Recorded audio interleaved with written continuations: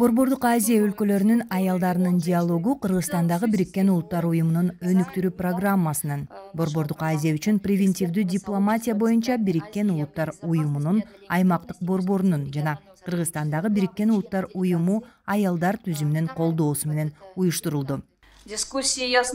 Бул талкуулар тынчтык орнотуучу процесстерге катышкан айымдар жергиликтүү жамааттардын талаптарын терең түшүнүп, тажрыйбасына таянып, бул ишке уникалдуу салым кошуп жаткандыгын айкын көрсөттү. Биз муну Кыргызстандагы лидер айымдардын ишинде да так байкоодобуз.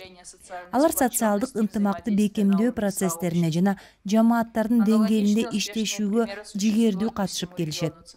Ушундай эле ийгиликтүү көрүнүштөрдү бүткүл Борбордук Азия боюнча байкап жатабыз.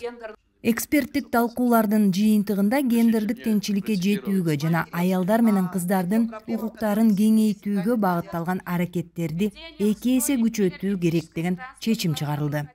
Многое уже сделано. Көп иш аткарылды. Биз бул платформанын маанилүүлүгүн ар дайым баса белгилеп келебиз. Гендердик теңчилик темасындагы саясатты жана мыйзамдарды жайылтуу, ошондой эле алгачкы этапта аялдар тынчтык жана коопсуздук резолюциясын ишке ашыруу менен аймактык кызматташууну бекемдөө үчүн алдыга кадам ташташыбыз зарыл.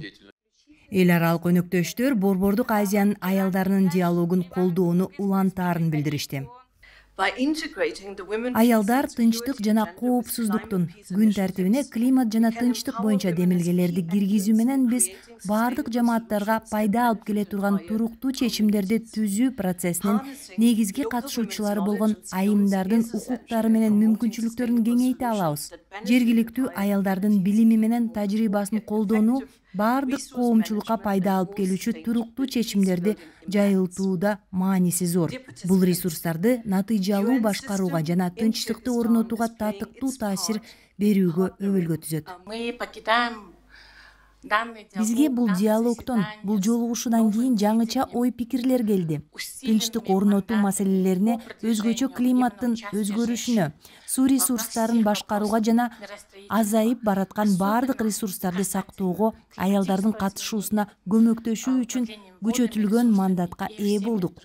Кийинки отурум ноябрда өтөт. Ал жерде диалогдун катышуучулары белгиленген багыттар боюнча конкреттүү пландарды түзүшөт.